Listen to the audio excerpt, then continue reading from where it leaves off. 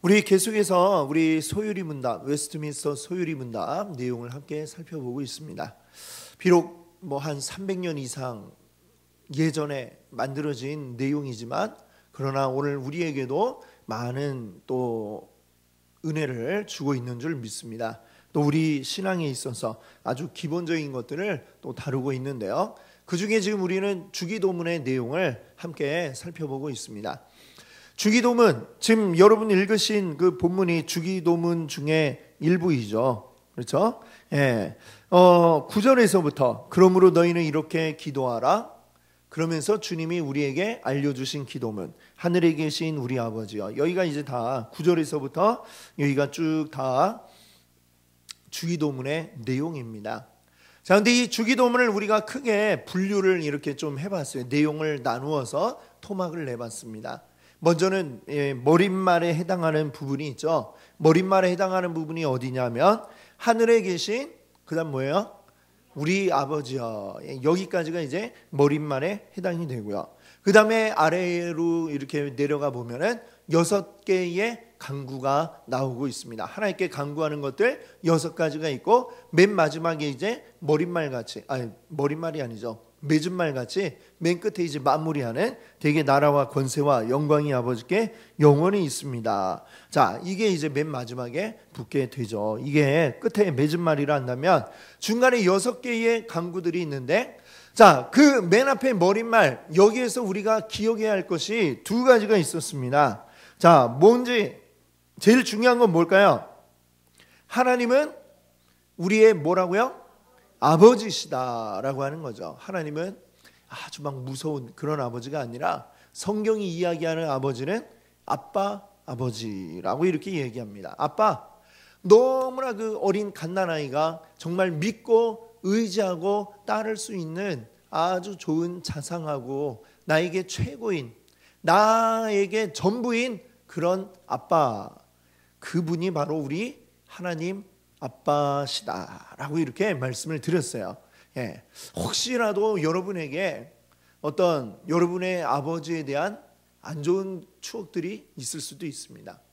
사실 이 세상에는 좀 아버지에 대한 추억이 어떻게 보면 우리나라는 전통적인 좀 유교적인, 유교가 근데 아주 잘못되게 이렇게 나타나고 가부장적인 권위, 그 권위 앞에 그냥 모두가 다 절절매야 되는, 그리고 막 심지어는 뭐 이렇게 주사와 폭력 뭐 이런 것들로 점철된 그런 아버지들이 너무나 많았던 것이 지금도 많고, 그런 게 참 너무 안타까운 부분인데요.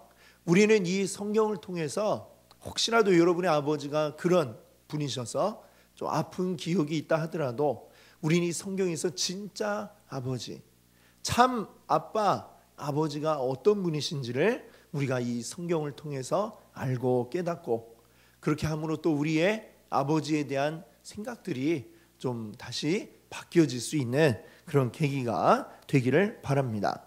자, 하나님이 아빠다. 또 더 중요한 거는 어떤 아빠예요? 우리의 아빠다라는 점을 기억해야 되겠습니다. 하나님 나만의 아버지가 아니고 우리 함께 모여있는 우리들의 아버지시다. 즉 하나님을 아버지로 모시는 모든 우리들이 다 어떤 관계입니까? 하나님 안에서 한 형제요 자매, 한 아버지를 둔 형제요 자매들인 것이죠. 그래서 우리 교회에서는 뭐 이렇게 우리 직분 빼놓고는 어떻게 불러요? 형제님, 자매님 뭐 이렇게 우리가 부르죠. 그렇게 부를 수 있는 이유는 우리는 한 아버지를 두고 있기 때문이다, 이렇게 얘기할 수 있는 것입니다. 그것을 우리 머릿말에서 우리에게 탁 먼저 던져주고 계시죠. 그 다음에 나오는 간구가 6개인데 6개를 3개로 이렇게 나누어서 또 생각할 수 있습니다. 앞에 나오는 3개는 어디에 대한 간구예요? 하나님에 대한 그러한 간구들이죠. 어떤 것들이 있습니까? 이름이 거룩히 여김을 받으시고 또 하나님의 나라가 우리에게 임하기를 바라는 간구가 있고요. 또 하나님의 뜻이 하늘에서 이루어진 것처럼 땅에서도 이루어지기를 바라는, 하나님의 뜻이 나타나고 드러나기를 바라는 이러한 간구. 이 3가지는 하나님에 관계된 간구이죠. 그러나 우리가 기억할 것은 뭐예요? 하나님에 대해서 간구한 것 같지만 실제로는 이것도 나를 위한, 우리를 위한 간구이다라고 이렇게 말씀을 드렸습니다. 왜? 우리가 이 땅 가운데서 늘 부족한 이유가 무엇일까요? 또 늘 문제투성이인 이유가 무엇일까요? 늘 괴롭고 고통스러운 이유가 무엇일까요? 하나님의 뜻이 이 땅 가운데 온전하게 이루어지지 않았기 때문입니다. 아직도 죄가 득세하고 있고 죄가 이 땅에 가득하기 때문에 수많은 고통과 고난이 우리에게 밀려오고 있다는 것이죠. 그 모든 것의 근원적인 치유가 되려면, 근원적인 해결이 되려면 곧 어떻게 돼야 돼요? 주님의 나라가 완전하게 이 땅 가운데 이루어져야 하는 것인 줄로 믿습니다. 아멘. 지금 우리는 비록 부분적으로 하나님의 나라를 맛보고 있죠. 우리가 함께 모인 이곳에서 우리는 하나님 나라를 경험하고 있지만, 그러나 우리는 여전히 이 세상 속에 살아가고 있습니다. 아직 하나님의 나라는 분명히 우리에게 임했지만 그러나 아직 완전하게 임한 것이 아니다라는 점이죠. 그래서 그 하나님의 나라가 완전하게 우리에게 임하고, 그리고 이 세상의 모든 죄가 다 심판을 받게 되고 하나님을 대적하는 그 모든 죄가 사라지고, 그래서 완전하게 하나님의 나라가 임하는 그 때가 오기를 우리가 소망하고 기도하는 것이죠. 그것이 하나님의 원하시는 일이면서 동시에 우리에게 있어서도 너무나 유익한 일이기 때문에 결국은 이것도 우리를 위한 간구이다 라는 점을 여러분께 말씀을 드렸습니다. 그리고 이제 지난주에 우리는 네 번째 간구에 대해서 보았어요. 네 번째 간구는 뭘까요? 11절이죠. 우리에게 일용할 양식을 주세요 라고 이제 간구를 드리는 것입니다. 자, 일용할 양식에 대해서 우리가 생각할 때에 이 기도가 무엇을 의미하는가? 두 가지를 의미한다 말씀을 드렸습니다. 첫 번째는 우리에게 일용할 양식은 우리 육을 위한 양식뿐만이 아니라 영의 양식 역시 포함한다 이렇게 말씀드렸습니다. 예수님 40일 금식하실 때 사탄이 와갖고 이거 돌을 떡으로 만들어서 먹어보아라 라고 할 때에 예수님이 말씀하신 게 뭐예요? 사람이 떡으로만 살 것이 아니요 하나님의 입으로부터 나오는 모든 말씀으로 살 것이라 이렇게 말씀하셨죠. 우리 사람이 살기 위해서는 먹어야 됩니다. 우리 육을 위한 간구 당연히 필요하죠. 그런데 그뿐만 아니라 우리는 떡으로만, 밥으로만 사는 게 아니라 우리의 영, 왜 영의 양식이 왜 필요할까요? 사람은 영과 육을 동시에 가지고 있는 존재이기 때문에 그랬습니다. 영과 육을 동시에 가지고 있는 존재는 이 모든 우주를 통틀어서 사람이 유일하다라고 할 수 있죠. 그렇죠? 그렇죠? 예, 그렇습니다. 개가 우리 사람이 키우면 얼마나 막 사람을 좋아하고 잘 따르고 그래요. 그러나 개에게 영혼이 있다? 들어보셨습니까? 예, 들어본 적이 없습니다. 예, 개에겐 영혼이 없어요. 이 세상에 어떤 사람과 닮은 동물이라 할지라도 진화론자들의 주장처럼 침팬지가 가장 사람과 유사하잖아요. 그 침팬지에게도 그 침팬지가 뭐 서로 말도 하고 또 아주 지능이 발달해가지고 뭐 도구도 쓰고 그러지만 침팬지에겐 영혼이 없다라는 것입니다. 그러면 천사들은 얼마나 아주 능력이 많고 그런 영의 존재이죠. 천사는 근데 영의 존재이기 때문에 또한 육이 없다. 그래서 우리 사람만이 영과 육을 가지고 있습니다. 그래서 우리 육을 위한 양식이 존재하고 또한 우리의 영을 위한 양식도 필요하다라는 것이죠. 우리 영의 양식을 공급하지 않으면 여러분 몇 끼까지 굶어 보셨어요? 예, 밥을 오랫동안 안 먹으면 어떻게 돼요? 힘이 없죠. 힘이 없는 게 정상이죠. 힘이 없어지고 그 다음에 아이고 움직이기도 싫고 힘이 빠집니다. 우리 영도 어때요? 네, 먹여주지 않으면 우리 영도 힘이 없어. 막 힘이 쭉쭉 빠지고 영이 그래가지고 무기력하게 되는 것입니다.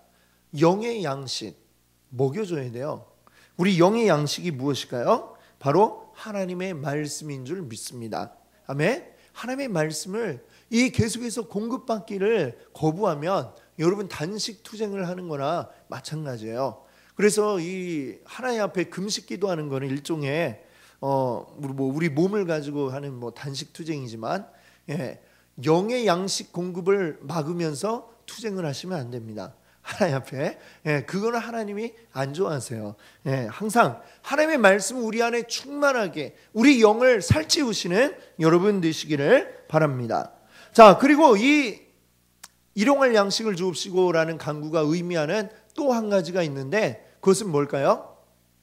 간구했는데 안 들어지면 뭐하러 간구를 해요? 그렇죠? 암만 얘기했는데 들어주질 않는다?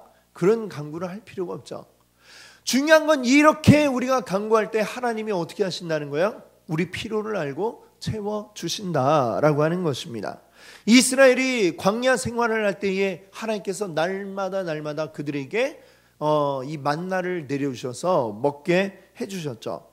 그걸 통해서 날마다 그날 하루에 쓸 양식을 가지고 하나님을 생각하고 하나님이 오늘 이 양식을 주셨구나 그걸 생각하면서 먹고 그걸 감사하면서 또 이렇게 매일매일 하나님 말씀을 따라서 먹었던 그 은혜가 이 성경에 보면 나오고 있죠. 그것처럼 하나님은 우리의 매일매일의 필요를 아신다라는 점을 우리가 기억하기 원합니다. 하나님이 또 우리를 모른 채 하시는 게 아니라 우리의 필요를 채워주시는 분이심을 여러분들 기억하시기 바랍니다. 아멘. 그것을 통해 우리는 날마다 영과 그리고 육의 양식을 공급받게 되는 줄 믿습니다. 물론 그것을 사모하는 자들이 그것을 누릴 수 있는 것입니다. 자, 그것을 이제 우리가 지난주까지 보았고요. 오늘 이제 5번째 간구입니다. 주기도문에 나오는 5번째 간구는 무엇일까요? 오늘 우리가 읽었던 본문 말씀이죠. 12절. 다시 한번 우리 볼까요? 우리가 우리에게 죄 지은 자를 사하여 준 것 같이 우리 죄를 사하여 주옵시고. 네, 이렇게 얘기했습니다. 자, 죄의 용서에 대한 것을 간구하고 있어요. 자, 여기에 대한 우리 소요리 문답의 내용을 한번 볼까요? 105문입니다. 105문. 자, 5째 기도에서 우리는 무엇을 위해 기도합니까? 105문 한번 같이 답을 읽어볼게요. 5째 기도인 우리가 우리에게 죄 지은 자를 사하여 준 것 같이 우리 죄를 사하여 주옵시고 해서 우리는 하나님께서 그리스도 때문에 우리의 모든 죄를 값없이 용서하여 주시기를 기도합니다. 우리가 하나님의 은혜로 말미암아 다른 이들을 진심으로 용서할 수 있기 때문에 우리는 이것을 담대하게 구할 수 있습니다. 아멘.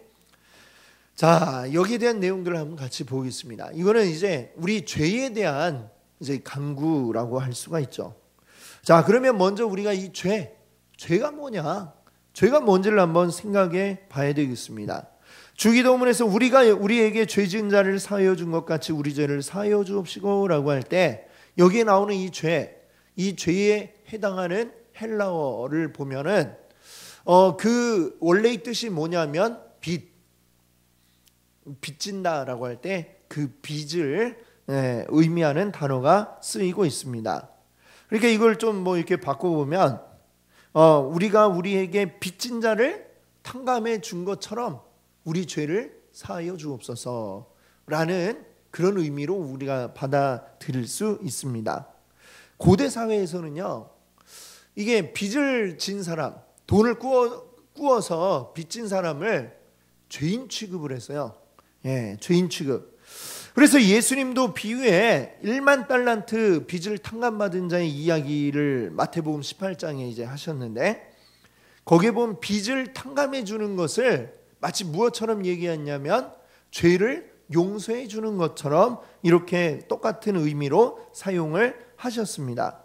그래서 죄를 사하여 주옵소서라고 기도하는 것은 우리 빚을 탕감해 달라는 이런 의미를 포함해서 보다 넓은 이제 의미로 우리가 생각할 수 있겠습니다. 자, 포괄적 의미의 죄라는 무엇일까요? 한마디로 얘기하면 불순종. 하나님 말씀에 불순종하는 모든 게 다 죄라고 이야기할 수 있죠. 세상에서는 단지 어떤 법에 저촉되지 않으면 죄가 아니라고 생각합니다. 사실은 그보다 더 좁게 생각해요. 걸리지 않으면 죄가 아니다 이렇게 생각하죠. 그렇죠. 세상에서는 불법을 행해도 안 걸리면 되지 뭐, 그럼 죄가 아니라고 이렇게 생각을 해요. 하나님이 생각하시는 죄는 그보다 훨씬 더 의미가 더 넓고 범위가 크다라고 할 수 있습니다. 하나님의 생각과 반대되는, 하나님의 생각이 어긋나는 모든 생각, 행동, 이 모든 것들을 다 죄라고 이렇게 이야기를 하죠. 자, 그래서 최초의 사람 아담이 죄를 지은 것이 보면 그래요. 결국 아담이 지은 죄는 뭐였나요? 무엇을 잘못한 거죠? 하나님 말씀을 어겼기 때문이죠. 하나님 말씀에 불순종했습니다. 하나님 뜻은 뭐였어요? 동산 중앙에 있는 선과 악을 알게 하는 나무의 열매를 먹지 말아라 라고 했는데, 아담도 하나님과 약속을 했어요. 그렇게 하겠습니다. 하나님이 그렇게 하신 이유는 이 선과 악을 알게 하는 나무에 대해서 또 말씀드리자면 굉장히 길어지니까 간단히 말씀드리면, 이거는 뭡니까? 하나님이 아담 하와에게 충분히 먹을 걸 이미 다 주셨어요. 오직 딱 한 그루의 나무, 그것만 먹지 말라라고 하셨죠. 어떻게 보면 오늘 아침에 이야기한 것처럼 우리에게 하나님이 모든 시간들을 다 우리에게 주셨는데 그 중에 하루를 하나님의 것으로 생각하고 드리는, 이게 주일이라고 말씀을 드렸죠. 하나님이 이 나무에 대해서도 마찬가지예요. 에덴 동산 안에 있는 모든 나무를 다 주셨지만 그 중에 한 그루, 이것은 너의 것이 아니다라는 것을 말씀해 주심으로, 이것이 하나님의 것이고 내가 먹을 수 없지만 하나님의 것이고, 그러나 다른 충분한 모든 먹을 수 있는 나무들을 우리에게 주셨구나, 이거를 기억할 수 있도록 하기 위해 하나님이 이 에덴 동산에서 선과 악을 알게 하는 나무의 열매를 먹지 말라고 하셨습니다. 근데 이것을 아담이 그냥 왜 우리만 못 먹어? 이거 하나님처럼 될 수 있다는데 하니까 그냥 욕심나서 하나님 말씀 잊어버리고 그냥 먹었던 것이죠. 하나님 말씀에 불순종함으로써 이제 우리 인류의 첫 번째 죄가 시작이 된 것입니다. 자, 반대로 하나님의 말씀을 따르는 것, 하나님 말씀을 순종하는 것, 이거는 성경이 뭐라고 이야기할까요? 이거는 의라고 이야기합니다. 의. 자, 그래서 이 의에 대해서 이야기할 수 있는 사람, 아브라함을 이야기할 수 있을 것 같아요. 아브라함이 원래는 갈대아 우르, 저 메소포타미아 지역에 거기에 살고 있던 사람인데요. 하나님이 아담에게 말씀하시기를 너는 너의 고향, 친척, 본토, 아버지의 집을 떠나서 내가 너에게 지시할 땅으로 가라. 가본 적도 없고 어디인지 알지도 못하는 그곳으로 하나님 말씀에 순종해서 아브라함은 자기 고향을 떠나 알지 못하는 미지의 땅으로 갔습니다. 이것을 뭐라고 이야기하는 거예요? 순종이라고 이야기하죠. 그리고 하나님은 이 하나님 말씀만 믿고 순종했던 아브라함에게 네가 나를 믿고 따르고 순종하는 이것을 아브라함의 의로 여겼다라고 이렇게 말씀하시죠. 자, 다시 한번 정리를 해보면 하나님 말씀에 불순종하는 것은 뭐라고요? 죄.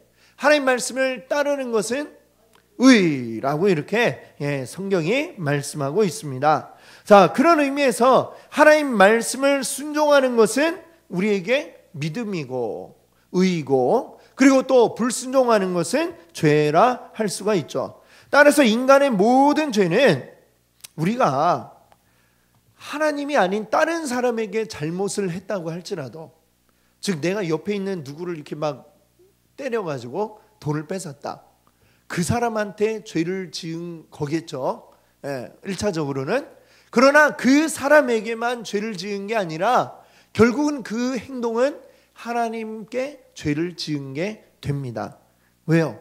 형제를 사랑하라 하셨는데 사랑하지 않고 내 욕심에 따라 다른 사람의 돈을 빼앗았으니, 또 그를 때렸으니 이것은 죄가 되는 것이죠. 우리가 누구에게 나쁜 짓을 하건 누구에게 잘못을 하건 모든 것이 그 사람하고 나하고만의 문제가 아니라 이 모든 말씀, 모든 행동은 결국 하나님하고 다 연결이 되어 있다는 것이죠. 내가 누군가에게 잘못을 했는데 그 사람한테만 사과하면 끝나는 게 아니고 하나님께도 역시 사과하지 않으면, 즉 회개하지 않으면 이 문제는 해결이 날 수 없다라고 하는 점을 여러분들이 기억하셔야 됩니다. 하나님이 내 부모를 공경하라 그랬는데 내가 아버지 어머니 말에 듣지도 않고 아버지 어머니 괴롭게만 만들고 그랬다. 아버지 어머니께 죄송한 일이죠. 그러나 아버지 어머니께만 죄를 지은 게 아니라 이것은 하나님의 말씀을 어기고 하나님께 죄를 지은 것이다 라는 점을 우리가 기억해야 되겠습니다. 자, 흔히 보면은 세상 가운데 요즘에 뉴스에 많이 나오는 장로님 또 목사님 이런 분들이 많이 있어요. 좋은 일로 나오는 게 아니라 이상한 범죄로 이렇게 나오는 분들이 있어요. 뭐 전에는 자기 딸을 죽게 만들었던 어떤 그런 목사님도 있었고, 또 어떤 분들은 강남에서 이렇게 지하철 계단을 오르면서 몰래 막 앞에 가는 여인네의 사진을 찍고 이런 목사님도 또 있었어요. 그럼 그분들은 그 사람하고의 관계에 있어서만 미안하다 이러면 끝납니까? 그게 아니라는 거죠. 물론 당연한 거는 내가 잘못한 것을 그 모든 피해를 입은 분들에게 사죄하는 거, 이거는 기본이고, 그리고 더하여서 하나님 앞에 나의 죄를 고백하고 하나님 앞에 죄의 용서를 받지 않으면은 그 문제는 해결이 되지 않는 것입니다. 자, 그래서 우리가 주님 앞에 우리 죄를 사하여 주옵소서라는 이러한 기도를 하지 않으면 안 되는 것이죠. 자, 그런데 우리가 이 5번째 간구를 볼 때 좀 의아한 게 있어요. 의아한 게 뭐라고 되어 있어요? 앞에 무슨 조건같이 뭐가 붙어 있어요. 조건이 뭐예요? 우리가 우리에게 죄 지은 자를 사하여 준 것 같이 우리 죄를 사하여 주옵시고. 이 문장만 이렇게 싹 읽어보면 마치 어떤 것 같아요? 내가 나에게 죄 지은 사람을 용서해 줬어요. 그러니까 주님, 이렇게 된 것처럼 하나님 저를 용서해 주셔야죠. 보세요. 마치 뭔가 내가 용서를 해서 그래서 하나님께 용서 얻을 어떤 자격을 얻은 것처럼 이 말씀이 이제 생각이 될 수 있을 것 같아요.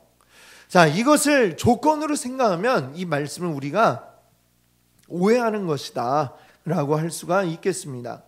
만약에 우리가 누군가를 용서해 주고 그걸 가지고 자 보세요, 조건을 채웠으니 용서해 주십시오 라고 요구를 할 수 있다면, 우리 중에 누가 당당하게 하나님 앞에 보세요 이렇게 얘기할 사람이 누가 있을까요? 우리 중에 있을까요? 아무도 없을 겁니다. 이 세상에 아무도 없겠죠. 그만큼 당당한 사람은 이 세상에 있을 수가 없습니다. 만약에 당당하다, 그럼 자기 죄를 모르기 때문에 당당한 거지, 알고 있다면 그렇게 당당할 수가 없죠. 하나님 앞에 우리들은 너무나 늘 부끄럽고 연약하고 죄 많은 인간일 수밖에 없는 것이죠. 그럼 이 여기에 있는 가치라는 말을 조건으로 우리가 생각해서는 안 되겠구나 라고 우리가 이해할 수 있을 겁니다. 그러면 이걸 어떻게 생각해야 될까요? 이거는 비유적인 모습을 나타내는 가치라고 할 수 있습니다. 그러니까 이렇게 얘기할 수 있겠죠. 그 돌을 수집하는 분들이 있잖아요, 그렇죠? 강가나 이런 데 가가지고 돌을 막 보고 다녀요. 그러다 막 기가 막힌 돌을 딱 찾아낸 거예요. 이야, 꼭 사람같이 생겼네. 이런 돌을 딱 찾았어요. 그러면 굉장히 가치가 있겠죠. 사람하고 똑같이 생긴 돌을 딱 찾는다면. 자, 이때 사람같이 생겼네, 이 돌이. 여기에 쓰여지는 이 가치, 바로 그 용법으로 여기에 쓰여졌다라는 것을 우리가 생각해 봐야 되겠습니다. 그러면 이 가치를 조금 다른 말로 이렇게 바꿀 수 있겠죠. 사람처럼 생겼네. 같은 말이죠. 사람같이 생겼네, 사람처럼 생겼네. 처럼. 자, 여기 우리 그 원문에 쓰여진 것들을 가치를 처럼 바꿔보면 어떻게 될까요? 우리가 우리에게 죄 지은 자를 사하여 준 것처럼, 그 모습처럼 우리 죄를 사하여 주옵소서. 이거는 우리가 나에게 죄 지은 사람을 용서해 줬으니까 해주세요, 이게 아니라 마치 그 모양처럼 주님도 우리를 용서해 주시기 바랍니다. 아까 처음에 죄 지은 거 빚이라고 그랬잖아요. 마치 나에게 빚진 사람에게 그 빚을 탕감해 준 것처럼 하나님, 우리들도 하나님께 죄라는 빚을 졌으니 하나님 이 빚을 탕감해 주세요. 이런 의미로 우리가 이 본문을 해석을 할 수 있겠습니다. 자, 아까 잠깐 말씀드렸던 마태복음 18장에 나오는 1만 달란트 빚진 사람 이야기가 나오죠. 자, 그 사람이 자기 빚진 그 왕한테는 탕감을 받았어요. 1만 달란트를 탕감받았는데 나와가지고 100데나리온의 빚진 사람을 만나더니 자기한테 꼬간 거예요. 100데나리온. 100데나리온이면 얼마냐면 하루 일당이 1데나리온이에요. 그럼 하루 일당 얼마쯤 우리가 칠 수 있을까요? 요즘 많이 올랐으니까, 최저임금도 올랐으니까 일당 한 10만 원 생각합시다. 10만 원. 그럼 100데나리온이면 얼마쯤 될까요? 계산해 보면 1000만 원쯤 되죠. 1000만 원. 10만 원, 하루 일당 10만 원 잡고 100데나리온 1000만 원 딱 빚을 졌어요. 1000만 원이 커요, 작아요? 크죠. 사실 큰데. 그런데 비유를 해봅시다. 앞에 나온 1만 달란트 빚진 사람, 이 1만 달란트면 어느 정도의 빚이냐? 수도 없이 여러분께 이게 얼마쯤 된다 말씀을 드렸지만 잘 감이 안 올 것 같아요. 우리가 이렇게 생각해 봅시다. 1조 이러면 여러분 얼마쯤 되는 돈인지 이게 감이 옵니까? 감이 잘 안 오죠. 1조라는 단어는 주로 어디에 많이 나와요? 뉴스에 많이 나오는 단어예요. 우리 일상생활에는 조라는 돈을 만져볼 일도 없고, 그걸 쌓아놓은 걸 본 적도 없고, 우리가. 그렇죠? 조는 우리하고 굉장히 거리가 먼 단위의 돈입니다. 1만 달란트라는 거는 이 조 단위의 그런 돈이다 이렇게 생각하시면, 비유하자면 그 정도 된다 생각하시면 돼요. 그러니까 이거는 나라 차원에서 이렇게 1년 예산을 짤 때에 몇 조 이렇게 하는 것이지, 이거 개인 차원에서 이거 생각할 수 없는 그런 돈의 값어치다라고 생각을 하시면 돼요. 근데 이 사람이 뭘 잘못했는지 모르지만 어마어마한 그 1만 달란트의 빚을, 조에 해당하는 돈에 손해를 입히고 빚을 지게 되었다는 거예요. 1조에 비하면 1000만 원이 비싸요, 작아요? 커요, 작아요? 1조에 비하면 아무것도 아니죠. 그렇죠? 1조라는 건 우리가 가늠이 안 되지만 그러나 거기에 비하면 1000만 원은 아무것도 아닌 거예요. 그게 나름 크다면 클 수 있겠지만, 그러니까 만약에 내가 1조의 돈을 탕감받았다면 어떻게 하는 게 정상이겠어요? 나한테 1000만 원 빚진 사람 만났으면 야, 이 녀석하고 막 멱살 잡고 끌고 가야 되겠어요? 아니면 내가 1조를 탕감받았어, 그러니 당신의 1000만 원도 제가 탕감해 드리겠습니다. 아마 이런 모습이 나와야 되지 않겠습니까? 그렇죠? 지금 이 왕이 1만 달란트의 빚을 탕감해 줄 때에 그 사람에게 원했던 모습도 바로 그런 모습이에요. 근데 이 사람이 어때요? 1만 달란트, 이 사람이 정말 죽었다 깨어나도 갚을 수 없는 어마어마한 금액을 탕감받았는데, 바로 그러고 나가가지고 1000만 원 빚진 사람 만나더니 바로 멱살 잡고 경찰서로 끌고 가고 고소하고 이 사람 돈 갚을 때까지 못 나오게 해달라고 이 얘기를 한 거예요. 그 얘기가 이 왕의 귀에 들어갔어요.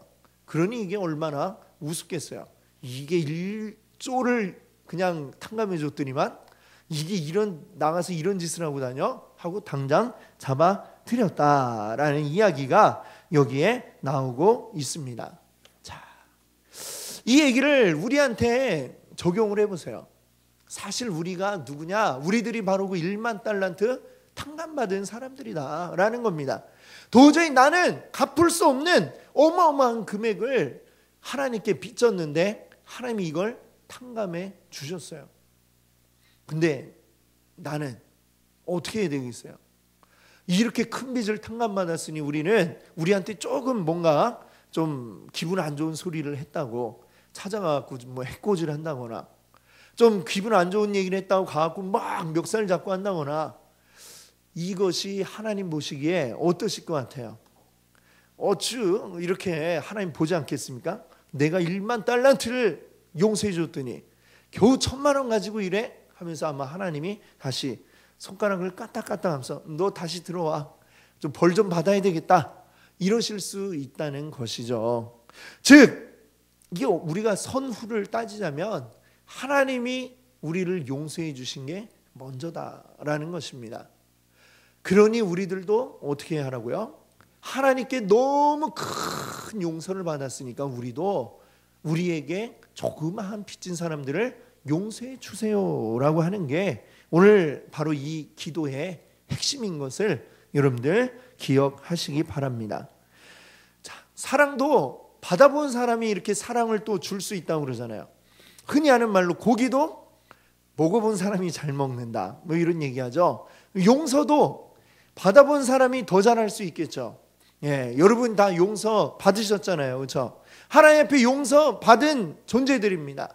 그러니 우리들은 어떻게 해야 됩니까? 용서를 해야 할 것입니다. 누구에게든지 가서 나에게 조금 잘못했다고 그것 때문에 막 천하 없는 원수 삼고 그냥 다시는 내가 뭐 그 사람 사는 동네 침도 안 뱉는다 막 이러면서 사는 게 아니라 용서해 주시기를 바랍니다. 용서 굉장히 어려운 일이죠. 쉬운 일이 아니죠. 왜? 내가 손해봤는데 왜 용서를 해야 되나? 내가 그것 때문에 얼마나 괴로웠는데 왜 내가 용서를 해줘야 되나? 도저히 정말 피눈물 나는데 왜 그런 사람을 내가 용서해야 되나요? 라고 물어볼 수 있습니다. 그러나 그때 우리는 나는 하나님 앞에 어떠했는가? 하나님 나를 위해 어느 정도까지 용서해 주셨는가? 나를 위해 직접 이 땅에 오셔서 그 목숨까지 내어주실 정도로 우리를 용서해 주셨음을 여러분 기억하시기 바랍니다. 그 큰 사랑을 받았으니 이제 우리도 용서해야 되겠습니다. 자, 오늘 우리 이 말씀을 기억하면서 우리 기도할 때에 이것들이 늘 우리 가운데 있기를 기도하기를 원합니다. 주님이 용서해 주신 것 감사하고, 그리고 주님이 이렇게 용서해 주셨는데 그런데도 아직 내 마음에 용서가 안 되는 사람이 있습니다. 이런 것들을 우리 하나님 앞에 간구하세요. 이 용서가 안 되는데 주님 어떻게 할까요? 주님 앞에 힘을 달라고 기도를 하세요. 이게 도저히 내 인간의 이 마음으로는 용서가 안 됩니다. 주님 은혜가 아니고는 용서가 안 됩니다. 주여 용서할 수 있는 힘을 주옵소서.